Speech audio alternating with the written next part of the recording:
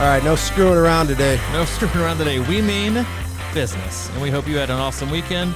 For you guys, it's October 11th, 2021. Happy Columbus Day. It's a holiday for you, not for us. We're working. We're actually working ahead, but it is the year 2021. This is the Crushing Iron Podcast, and we are episode 520. Yes, we are. If you're going to go ahead and let the cat out of the bag, we were recording these ahead in the previous week, even though most of you don't even listen to these in order or as timely as we do them. But we're giving ourselves the week off next week. We're getting a little bit ahead on the podcast.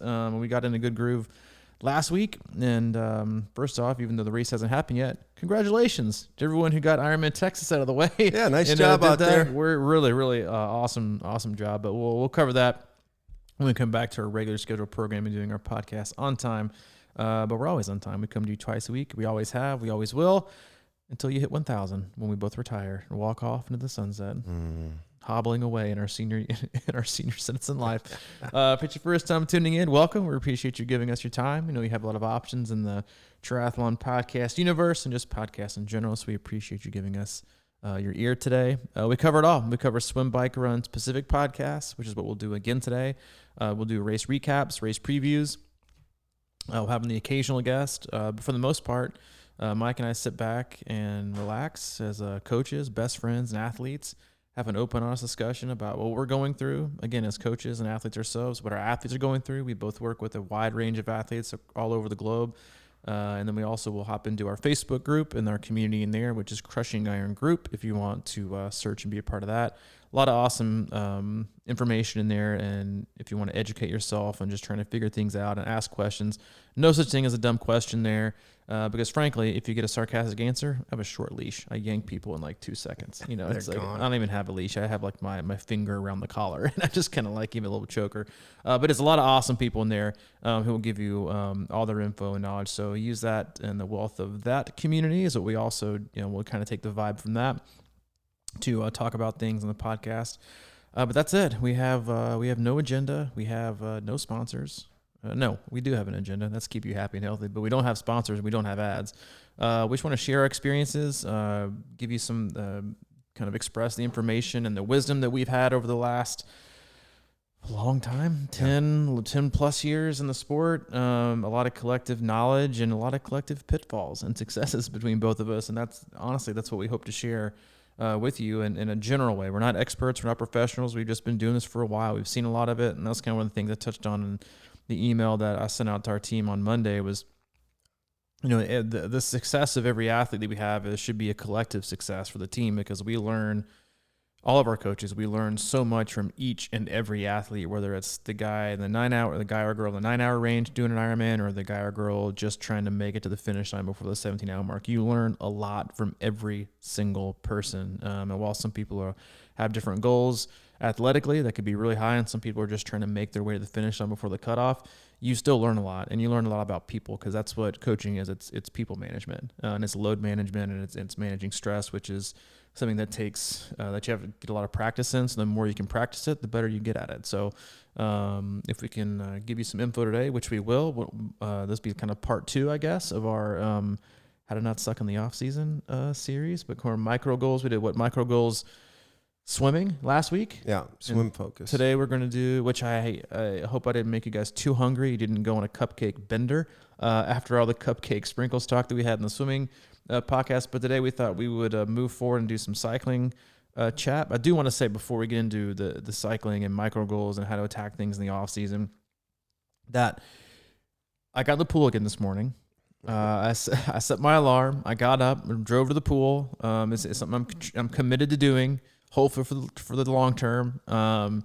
And I got to say, I'm always reminded of kind of my swim etiquette pet peeves. When you go to the pool and the lanes are full. Okay, you walk on deck. There's 8 lanes there at the indoor Y. Go both the same. Maybe it's six to 8, something like that. I think maybe it's 6. But they have their own designated lap pool, right? So you don't have to share with, the aqua jog, open water swim ladies that like the water temp 95 degrees. And get mad if you splash and ruin their new perm they got 3:00 in the afternoon the previous day at France. But you go on deck, and let's say you see 6 people, all lanes are full. No one's having to double up. what you never ever do is pick, you know what? I think what I'll do is I'll double up with the guy on the side, right? The lane one where you got the ladder already, you're already working with minimum space. And that's what happened to me today. I took the far right lane and I was like, this is the last lane anybody's going to pick. It is the closest to the clock, right? The big digital clock they have in there. I was like, tough angle though. It is tough. It is tough. I got a crick in my neck this morning. I think from. I wonder why your knuckles were bleeding this morning.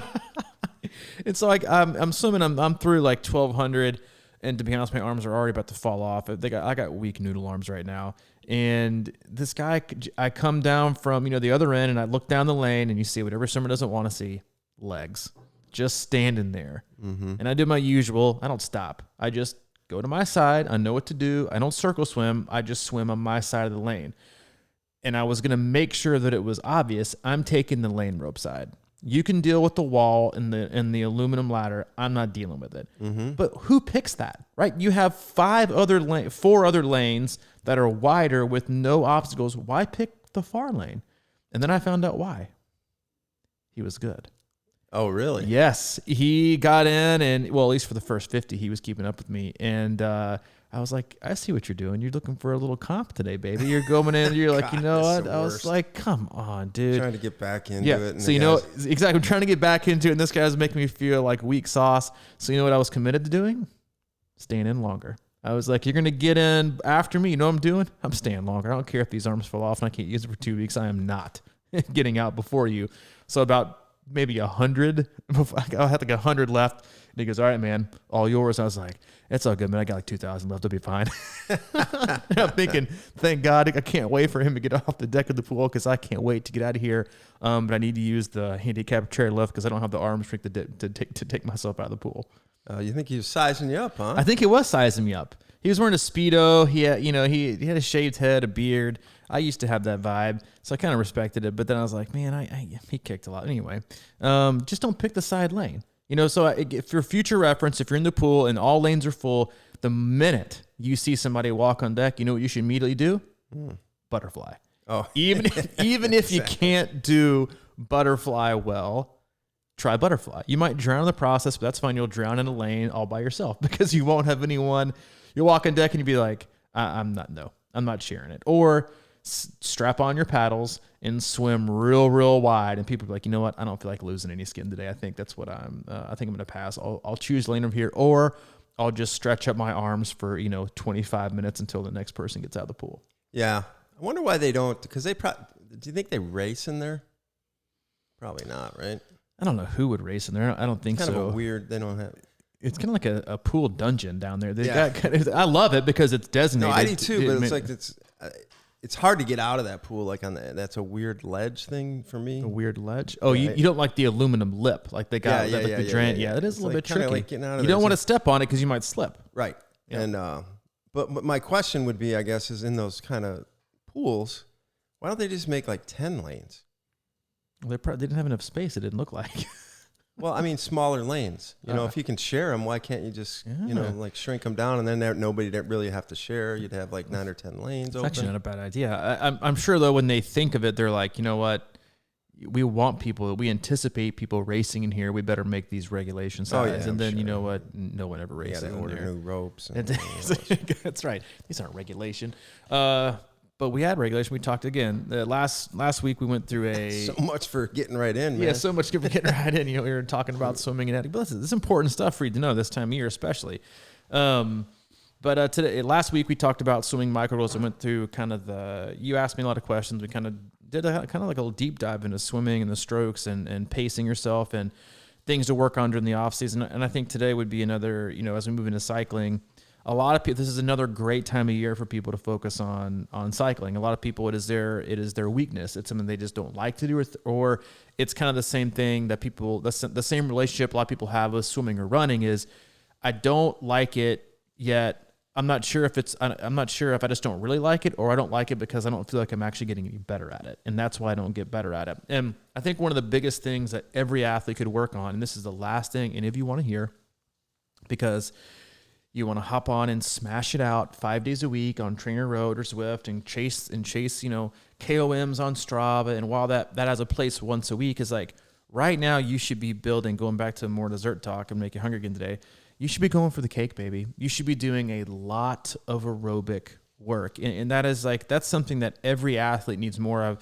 We talked about this, I think, a week or two back when talking about things to do in the off season and things to focus on. Is right now is the best time to ride your bike as much as possible. The weather is really great outside. It's raining here today, but for the most part, for the next month and a half, I mean, heck, in Chattanooga, you can probably ride your bike outside for the next 2 months. You know, like till the end of November, we usually have pretty good weather. Ride your bike aerobically, really, really, really build that base, because what happens, and you see this a lot with athletes, is the same thing with running, which we'll talk about in the next podcast, is that people like to do speed work or track workout with basically little to no aerobic base. And to kind of give you a visual, that's the equivalent of like trying to put nitrous oxide boosters on a car with no gas. Okay. You're really trying to like going for the sprinkles when you don't have any cake. And right now so the question I think you have to ask yourself, especially with cycling, and this is also very, very true with running, but the zones are a little bit differently, is if you really want to figure out if you have enough cake to do interval work to where it's going to matter this off season, you always need to look at the amount of time it takes you to recover from an interval. And so most athletes, like one of the things that I look at with athletes to figure out, like, hey, what kind of aerobic base do we really, really have? And like, oh, we need to do some, all out testing. I'm like, that just tells me how strong you are for 20 minutes. It doesn't tell me about your aerobic base. And if you're infatuated with long distance racing, we need to know how strong your aerobic base is, because even an Olympic distance try is 95+% aerobic. It's an aerobic, we're in an aerobic sport. Aerobic means with oxygen. It's not about smashing yourself 24/7. But the rate in which and how quickly you recover from it. So let's say you go out and you're on your bike, you hop on your trainer, whatever you're doing, or you're outside, you go on a hill, and you smash it up the top and you get all the way up to 180 beats per minute. Your heart rate's at 180 when you get to the top. And then you cruise down to the bottom and you take the equivalent descent. You got 2.5 minutes. You should really have enough time till your heart rate comes back down. But you get back down to the bottom to cruise on the flats and your heart rate's only dropped to like 165, 167, 168. It's still kind of hovering in that zone 3 mode. You ain't got enough cake, baby. Mm-hmm. You should really have enough of an aerobic, because that's what happens with a lot of athletes that try too much speed work in the run and then way too much interval work on the bike.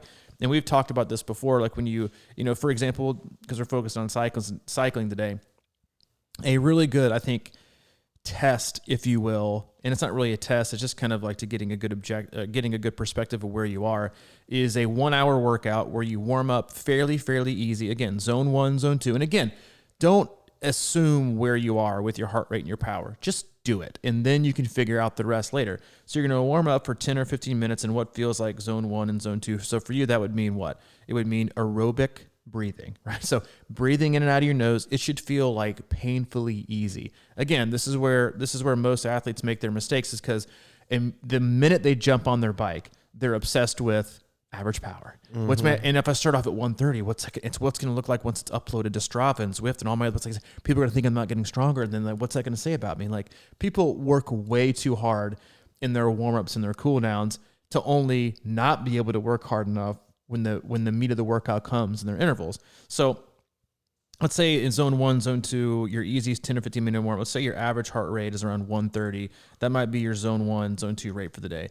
Then you want to do your main set, which should be around 10 1-minute all-out intervals. Not all out from like the first second, but understanding, again, we talked about this a lot in the last cast about swimming, is understanding pacing, right? When people, we hear all out, they hear, okay, the first second of the first 1 minute interval of the 10, I'm going to blow it out. 0 to 60, right? Exactly. 0 to 60 out of the gate. Wrong, right? Your all out needs to be spread out over the length of time and the effort you have to put into the total 10 minutes. So you have to kind of calibrate yourself. All right, is this the all out effort I can hold for this minute when I know I'm going to have only a minute rest? And then how am I going to feel on this minute versus the number 10 minute? Because most people start out way too hard. The goal is to have either even power or heart rate or effort across the 10, or to, on the 10th, have your best effort. Again, best effort, higher watts, better result. RPE on fatigue leg is always a good thing, and it's good for adaptation. So let's say in the first interval, you skyrocket up to 170, heart rate. In that happens in your first minute interval. You rest for a minute, and when that next minute hits, if your heart rate is still in like the low 160s, so like we're talking high zone 3 probably for this athlete, you don't have enough cake. You might as well just cruise around, because what's going to happen is, and again, we've talked before, is like how zone 3, while it has its use, and especially for race pace stuff or big gear work, most athletes spend way too much time in zone 3, in that gray zone. So what's going to happen is you're going to basically go from your recovery, which only gets to 160, even high 150s, you're basically going to be working out only in zone 3 the entire time. When what you want is to, let's say you get your heart rate up to 168, 170 in that first interval, you want to see it come down to the 140s, low 140s, even high 130s. Again, you're going to have heart rate drift, and by the 10th one, even if you have enough cake, by the 10th one, let's say you get up to, again, your heart rate will be higher because you've already gone through 6, 7, 8, 9 1-minute intervals. You get to your 10th, you're going to start your 10th at a much higher heart rate than you started your first one, and then you might get up to, let's say, 178, 179, maybe even 180 for the last one, and then you might not drift, too far down. You might get to like the high 140s. But you're still giving yourself a huge range of recovery. That's when you know you have enough cake to where intervals are going to work and you're actually putting icing on a cake instead of trying to put icing on crumbs. Mm-hmm. Yeah, I mean, if we go back to that quick 0 to 60 thing, I always think about that as I get older, for sure. I like warming up, and I've talked about it before, how this summer I went out and rode a bunch of times, and we get out there at 6:30, and the next thing you know, we're like just on hills within 15 minutes. And I'm going at it, and I'm just not ready for it. It's something about, like, I don't understand physiology from a scientific or medical perspective, but like, I like to think of it as, your veins need like time to kind of expand and warm up and stuff. And whenever we rush into something like that, the blood is going so hard, it's almost like the funnel starts backing up. You know what I mean? So it doesn't have a real good chance to really let things start flowing in a way that's going to be productive, and that's what I was thinking about with the race, Chattanooga here, is that, I mean, that's kind of what the swim does for me, and that's how I treated it. And then by the time I got out of the swim, I was actually ready to go cycle faster out of the gate because I was actually warmed up and things are flowing. So you like to have a good lather. You got to have a good lather. I like to have a good lather before the swim too, because I think that's the source of 90% of anxiety. Probably sure. Nobody's warmed up, and all of a sudden, bam! No one gets to get all in the that water. Blood is swim, trying to get right? where it has no idea where to go. It's overflowing. It's all going stop. It's kind of backing up in the heart or whatever. I think it'd be the equivalent of like not letting any of the horses at like the Kentucky Derby do anything. You just take them straight from a stall where they're standing up and sleeping into the gate, and then bam, they're wide open. They got to go from you're asking for injury, and like your heart rate to sky high, like go right out the roof, and you're done. Yeah, it's just it's not a. But yeah, that's why warming up again is like, I wish the more races had more warm ups. I do too, and I've seen like high end track. The summer, it's not. I don't know if it's pro or amateur. What the hell they do? They tour around like Vanderbilt, and they do these things, and I couldn't believe when I watched the 800. And they warmed up for about an hour. Yeah. They were sprinting 800s, and like they're going so hard. Priming the engine. Doing crazy stuff, man. But like, I don't think that we all just go and watch like an Olympic 100 and realize and think that those dudes just got out of bed and they were just chilling. They've been warming up probably for a long ass time. Oh, for good. They got to get your body.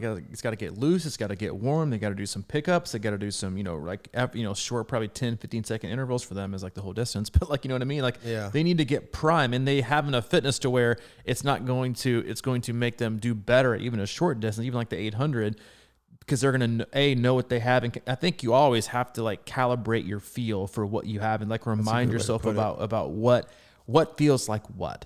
And that's I think a huge thing and a huge issue athletes have, especially when it comes to riding these days, is they spend way too much time looking at a screen, letting the screen tell them what they're doing instead of understanding how they feel and what the result should be and that it's okay to ride easy. Mm-hmm. It is okay to ride zone 1 and zone 2 and to work on your cake, because still, even when doing that, you're going to increase your ability to push higher power, right? And that is the goal, is to increase that. Another great thing for athletes to do right now is work on cadence. And we do this almost on a year-round basis. We work low gear, we work high gear. We do a lot of big gear work. We're talking like 50, 60, 50 to 60 cadence, and then something like 95 to 105 where it's, it's all, again, like, I love cadence work because it's very similar to zone work. You never want to be, if you're doing cadence work, don't stick with the cadence work that's your normal, because you're not really working on anything. You're just reinforcing what you already do. And a lot of athletes have a very, very, very, very high cadence where they only know how to spin. They don't know how to really throttle down and push like a really big gear and increase their ability to have a higher generated output of power. Same goes for athletes that have a very, very low gear. You throw them in a short course race, and what are they doing? They're still grinding out 65 to 70. And while you can still push power, you'll never be able to push the same power at 65 to 70 as you would at 85, 90. But with that comes higher heart rate. So it comes at an expense. But you always should work on efficiency and being able to ride. Again, like that's why we're such a huge fan of cadence work is, and this too from coaching and from me having coached in the very beginning, is cadence work is like one of my favorite workouts to give because on paper, you're like, that's nothing. Like this is going to be a cakewalk. And then you do it and you're like, that was not as easy as I thought it was. Mm-mm. You think you see easy spinning and you at night at a very uncomfortable higher cadence. You're like, yeah, where's the high power today? And then after about 2 sets, you're like, my legs are done. Because you're working a whole different neuromuscular pattern than you're normal to, or than you're used to. So bigger work is great. It's something that I would highly recommend.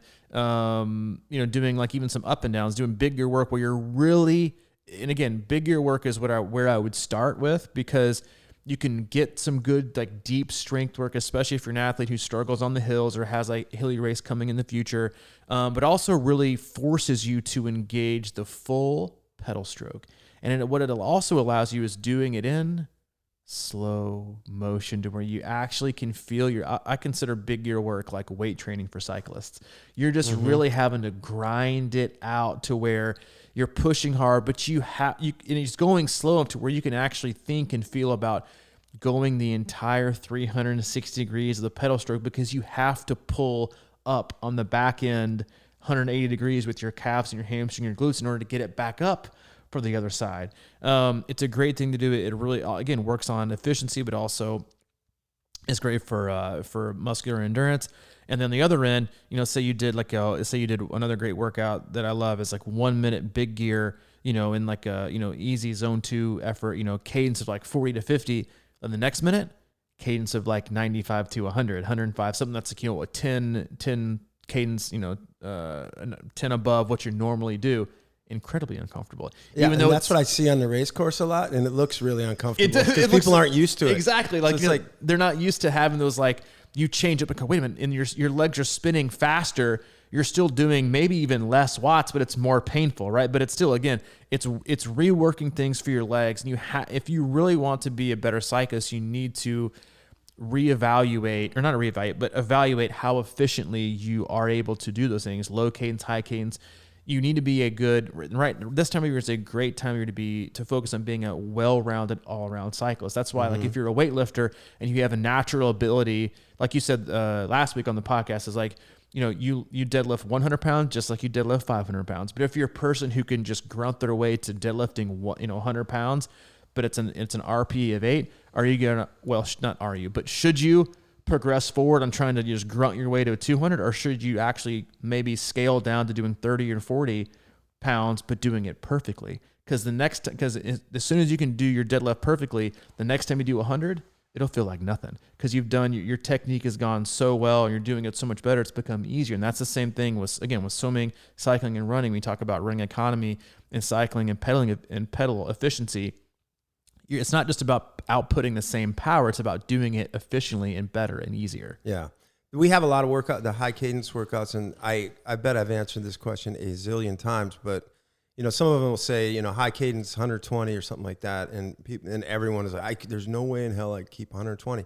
And I totally see that, and I can't either. But I think the point is always to adjust and test yourself out and find a high cadence. It's uncomfortable, but you can still get it and start there because, like you're saying, if that's 105 or 103 or whatever, and then you can work your way to 105 and just build that up slowly. I mean, I've talked about it a million times whenever I started playing drums. The whole thing is you want to go slow as you can to control that muscle and own that space. And then when you speed up, you speed it up and you're playing faster, you build that up, and then your muscular coordination just gets so comfortable. And I think you can translate that to swimming too and running. We had a woman in the tank just swimming in the tank once, and I just loved it because I said, all right, go in here and practice what we learned for a while, and then, speed it up a little. And I think she was at 150, and I went back in there at like 5 minutes later, she was at 149. And I'm like, that's it. Yeah, that's it. Just own the space you're in and then creep it up. Instead of trying to, do 120s, do something that's difficult. And I also like the gear up one that you always put in there. It's sort of like keep your cadence at a harder gear.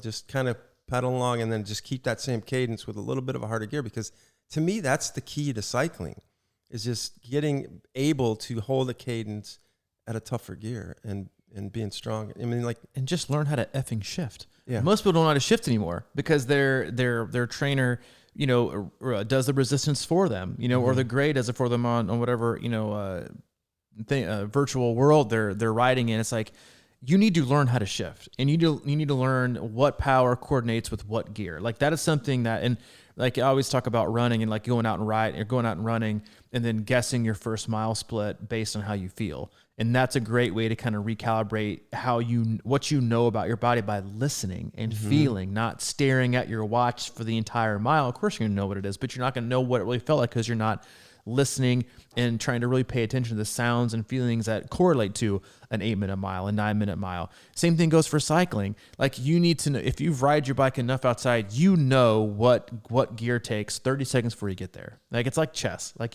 it's a move to a move to a move. And you also know what the gear you can't go to because it's going to correlate to too many watts, or a higher heart that's going to put you way over the top and into producing too much lactic acid, which you can't get rid of, which is going to affect the rest of your ride. You have to be able to, again, cycling is so much more complex with gearing and understanding the changes and the focus you need to make with cadence and power, but also being able to hold, right? That's another great skill or a great challenge for athletes is to like, hey, all right, I'm going to pick a power, right? I'm going to pick a power, a heart rate, and I'm going to start at 50, and I'm going to see how high I can go while keeping the same power heart rate, but increasing cadence, every minute, 50, 55, 60, 65, 70, 75, all the way up, and just see how long you can hold that same power or heart rate with going from a cadence of like 50 all the way up to like 110, 120, see how far up you can make it. It's just, I think it's a fun drill to do to kind of see where you are with your pedaling efficiency, but then ask yourself, because I think it's also important, and a lot of self-coached athletes don't know this, is they're not really sure what kind of rider they are, right? Because they just do what's always easy, and they feel like that's just the kind of person I am. But some people say, God, that you have two types of athletes, like the one who loves bigger work and the one that hates it. Yeah. The one that loves high cadence work and the one that hates it. And that usually means, well, I need to give you more of what you hate, because, find how to love it. Exactly. Find out love, because you don't love it because you're not good at it. And we need to make you good at it, because we need to make you a very well-rounded cyclist, and you need to be able to do these things and be efficient. Like you said, pushing whatever cadence and not just riding in one or two gears only on a hilly course because you don't know any different. You don't know how to gear down. You don't know what generates feel and what generates the best cadence and power for the effort you're trying to put out over the course of whatever distance race, sprint, Olympic, 70.3 fulls. And that's why you see higher cadences with fast, because they have to generate more power, but they're also doing it for less time. And so high cadence work, big gear work is a huge thing, I think, for athletes to work on this time of year. Plus, it's easy to focus on and easy to keep things relatively easy. You're not going to go like zone 4, zone 5 and smash yourself. You can do a lot of workouts with cadence work that keep you engaged, especially this time of year when, again, even if you're ridden outside for the next 2 months, you're going to find yourself probably inside, depending on where you live, for the next 3, 4, 5, some of you 6 months. It's a great way to keep you engaged, so you're not just being lazy on the trainer. And that's one of the things that I think a lot of athletes do this time of year is they just get on the trainer and they just ride lazily. If you're going to hop on you only have an hour to ride easy, pick a cadence and see how long you can hold it, without, drifting away and up. You'll find it so much harder than you probably originally think it is. But always pick one that's uncomfortable. Don't just keep working the same thing that works. When it comes down to doing intervals, when you're getting to where you should work at your maybe high zone 3 or sweet spot or above threshold, that's when it's a great time to pick your cadence of choice, right? Whichever is your power. But I think what you'll recognize and realize is over the course of time in doing your cadence work, what you originally thought as your best cadence, of like 76 or 77 is my sweet spot, it might become 82, 83, or it might become 71 or 72. You'll really find that sweet spot that is. And that's why when athletes ask us like, what kind of cadence should I ride? I'm like, whatever produces the most power the easiest, and that's not going to be, 50 or 60, but it's probably also not going to be 95 or 100, especially if you have to run off the bike. But we all kind of know that sweet spot of what feels right at the time. Just the same reason you don't want to smash 85, 90 cadence going down a hill, right? Negative return on investment. But you would want to do it going up the hill, spin easy, get up to the top of the hill. Once you've, but the biggest thing, again, make sure you have enough cake. And we'll talk about this a lot in the next cast we do about running, is if your heart rate doesn't come down significantly after the first interval, when you have had the most rest and your heart rate drift hasn't had enough time to kind of really, really, really go up, then you need more aerobic work. I'm not saying you shouldn't work it hard, but I'm saying create more of a cake, because there's really no such thing as having too much of a base. It's a great thing. And then when you are going to work hard, keep it to an hour, hour and 10, hour and 20, hit it hard, but don't spend the entire time hitting it hard. Again, zone 1, zone 2, hit it hard, above threshold. Don't sit there. Again, if your threshold's 250, 260, don't spend all your time at 250, 260. Go above it, go below it, go above it. Same with cadence, same with effort. But for the most part, what you need to be doing right now is cadence, efficiency, aerobic base. All right. I mean, was that what you're going to do? Me? Yeah. Here's the thing is like, obviously we talk about this stuff so much that I really understand it and I start doing it. I just don't do enough of it. You know what I mean? Like I was doing that kind of stuff. And my thing this time was, I was really into the high cadence stuff, and I was really trying to because I'm like you, a little bit of a lower cadence, I think, just naturally. But I was pushing that high cadence because it was uncomfortable, and I think it helped me actually. I don't think I worked it long enough, but I've always believed, and I think it's because of my mountain bike history, that high cadence stuff, and it's more of an explosive thing, you know. I think that really translates to running well, and it's a good way to do speed work for your running. High cadence, yeah. You have to be able to have that quick responsive turnover. It's like the equivalent, I think, in cycling of what we talk about in swimming is, if you only know how to swim very nice and soft and slow with a very, very slow stroke rate, you're not gonna be able to ever pick it up. When push comes to shove and you dropped into the water and you got to swim against a current, right? Or it's super windy, you don't have another gear. You're swimming on the defensive. You're just going to swim your same stroke over and over. And if you do pick up speed really, really, really, really, really quickly, heart rate sky high. It's out of the gate. You just don't have the ability to change gears within this same aerobic, space you want to continue to keep things in. You just don't have that skill because you've never worked on it. You've always run slow. You just don't have that tool in your toolbox. And that is something that most athletes just ignore, because to them it's like, oh, well, if it's not, FTP work, then it's useless. If it's not sweet, it's useless. And like, no, it's about being a better all around cyclist and doing things. Like another great thing for athletes to do this time of year is stop doing all of your hard work sitting up. Okay. If you really want to become a better cyclist, when it comes time to race, do your anaerobic work or your threshold work in aero on your tri bike, especially if you're a person who has neglected that. Do you have to do it all on at this time of year? No. But unless you're a person who just rides sitting up 24/7 all the time, then gets to a race and wonders why they can't produce the same power in aero as they do sitting up and their legs fatigue quickly, then that's what you should spend this offseason doing. But coach, my power is so much lower. Yeah, your power is so much lower because you don't train enough in your TT position. That's why. So swallow the ego check and lower your FTP to where you can actually do the intervals in aero, then eventually get back up, because a 300 FTP in sitting up is not a 300 FTP in aero. It's just not. It's harder to produce. It's way more on the quads. You're also not sitting up, so you don't have the gravity to help produce more watts for you. Kind of the equivalent of generating more watts by standing up. It's the weight that's doing it, not your extra power. Spend that time now becoming a better triathlon cyclist than just a sitting up cyclist. But yeah, it's always going to be easier to produce more power sitting up. So don't expect the same result.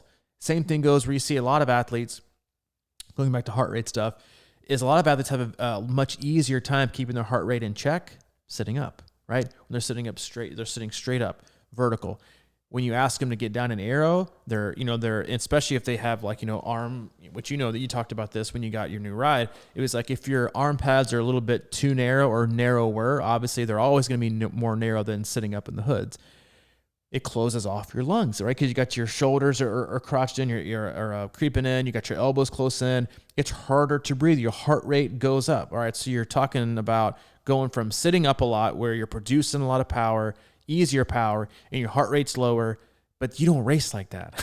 Unless you race like that in your road bike, it's not irrelevant. It's just not going to be near enough work that can correlate to the numbers you want to see in race day, where what you're going to want to do is use that $10,000, bike you probably spent money on and get down in aero and use it. And then you get down in aero, you can't produce as much power for longer because you're not used to it because you haven't done enough of it, and your heart rate's higher. So you're going with lower power, higher heart rate. Not a good recipe for success when it comes to racing.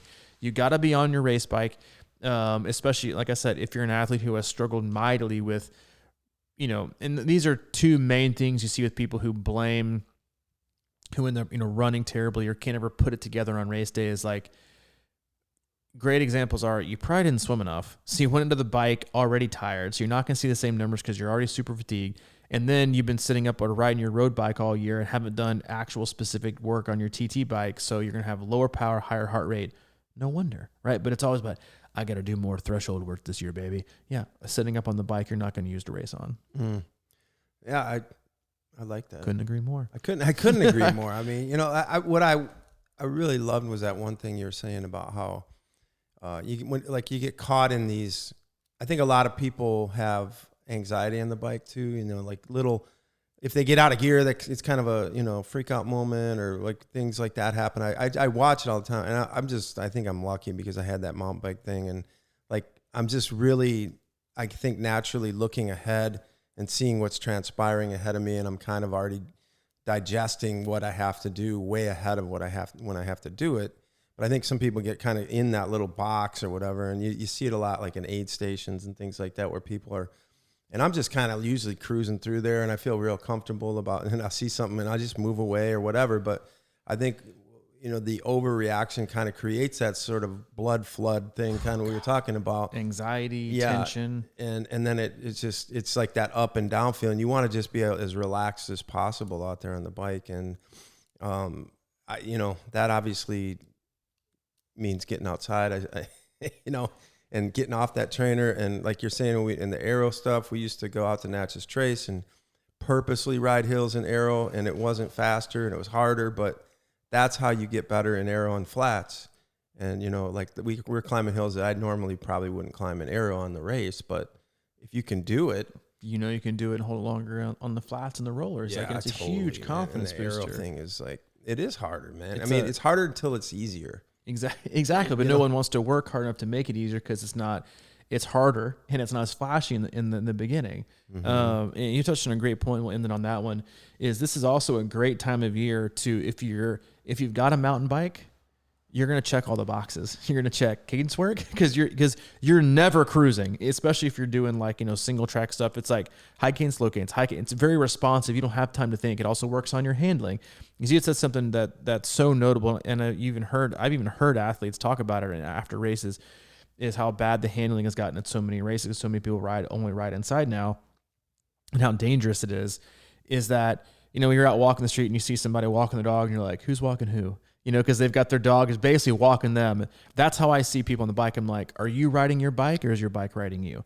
And that's when you should feel as one with your bike. You should be able to move, be flexible, cruise around, not be like gripping your bike and being like super tense is a recipe for disaster and a wreck, right? Because you're so rigid and you're so firm, you're more likely to have a wreck. That's like when they say when you're mountain biking, don't look at where your wheel is, look at where you want to go, right? Let your head turn before your actual bike turn, because if not, you're gonna keep running into root after root or rock after rock, and you're gonna keep falling.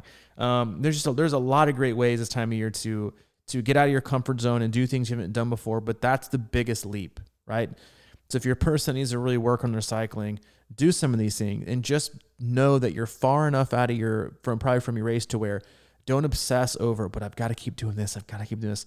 Step out of your comfort zone and do some of these things that can make you a better all-around cyclist. It might not feel the best in the moment, but it will make you better in the future. Mm-hmm. And that's the name of the game. It really is. And that has been podcast 520. Hope you enjoyed it. That was our cycling cast. We'll do the next one on running. As always, we love you. We appreciate you, our listeners, and giving us your time. Visit us on our website, c26triathlon.com. It's our one-stop shop for all things coaching, camps, and community. If you're looking for a coach, check it out. There's a lot of awesome coaches that we have. Pick one that is your flavor. Your own cup of coffee, or if you like tea, or if you don't like coffee or tea, well, maybe we're not the right coaching staff for you. We like coffee and we like tea. Check on those. Also, click on the gear tab. We got a lot of awesome new gear coming in, so check that out. Make your purchases, support the podcast, and that really is the best way to support us. We don't do, we don't charge. We don't do a lot of, we don't do sponsors. We don't do stuff like that. So the best way you can support us and make sure we keep going and doing this thing is to buy some of our gear. It's great gear. It's super comfortable. The hats, visors, tumblers, hoodies. Tis the season, so do that. That really is the best way to support us and get the word out and expand our great community. If you need anything from Mike directly, you can always reach him, crushingiron@gmail.com. And if you need anything from me specifically, I'm at c26coach@gmail.com. All right, buddy. It's been good. See you, dude. See ya.